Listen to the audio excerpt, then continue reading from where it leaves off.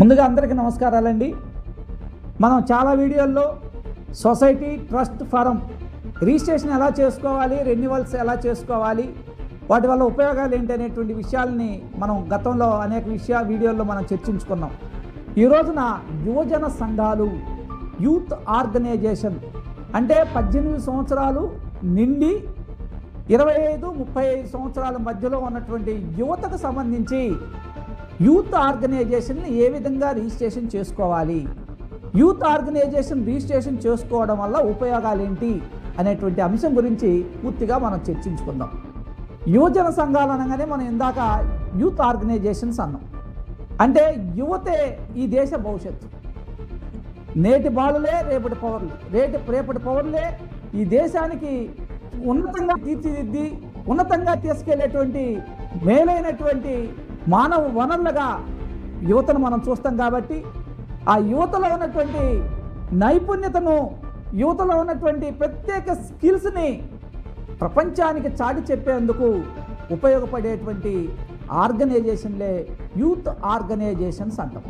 అంటే 18 సంవత్సరాలు మనం నిండిని అంటే ఎడ్యుకేషన్ కొంతవరకు కొనసాగిస్తూ ఉంటారు, కొంతమందికి పూర్తవుతుంది. వీళ్ళకి కావాల్సింది ఏంటి? కోచింగ్ సెంటర్స్ కావాలి, క్రీడలకు సంబంధించి కావాలి, ఉపాధికి సంబంధించి కావాలి, ఉద్యోగాలకు సంబంధించి కావాలి. వీటిల్లో కేంద్ర రాష్ట్ర ప్రభుత్వాలు అనేకమైనటువంటి నిధులు కేటాయించి యువతకి విద్య, ఉపాధి, ఉద్యోగాలకు సంబంధించి అనేక కార్యక్రమాలు నిర్వహించడం జరుగుతుంది. ఆ తీసుకున్నటువంటి అభివృద్ధి కార్యక్రమాలని యువజనులందరికీ కూడా తెలియపరిచి వాళ్ళలో దాగినటువంటి నైపుణ్యతని, గొప్ప క్వాలిటీస్ని తెలియజేయడానికి ఈ ఆర్గనైజేషన్లు ఎంతగానో ఉపయోగపడతాయి. ఈ ఆర్గనైజేషన్ స్థాపించి యువతని ముందుకు తీసుకెళ్లేటువంటి కార్యక్రమంలో ప్రతి ఒక్కరూ భాగస్వాములు కావడానికి యువజన సంఘాలు, యూత్ ఆర్గనైజేషన్ని రిజిస్ట్రేషన్ చేయించుకోవడానికి అవకాశాలు ఉన్నాయి. ఈ రిజిస్ట్రేషన్ చేయించుకోవడానికి 7 సభ్యులు తగ్గకుండా ఉండాలి. వాళ్ళ ఆధార్ కార్డు, ఫోటో, అలాగనే ఈ 7 సభ్యుల్లో ఎవరైనా ఒకరిది ఇంటి పన్ను కాగితం ఉండాలి, అంటే హౌస్ ట్యాక్స్ ఉండాలి. అలాగనే విట్నెస్లుగా ఉండడానికి, సాక్షులుగా ఉండడానికి 2 ఆధార్ కార్డులు కావాలి.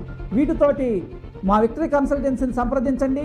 యూత్ ఆర్గనైజేషన్కి సంబంధించి సొసైటీ రిజిస్ట్రేషన్ని మీకు చేసి చక్కగా ఫండ్స్ వచ్చే విధంగా ముందుకు మీరు వెళ్ళే విధంగా సహాయ సహకారాలు అందించడానికి విక్టరీ కన్సల్టెన్సీ ఎప్పుడు కూడా సిద్ధంగా ఉంటుందని మీకు తెలియజేస్తూ సెలవు తీసుకుంటాం.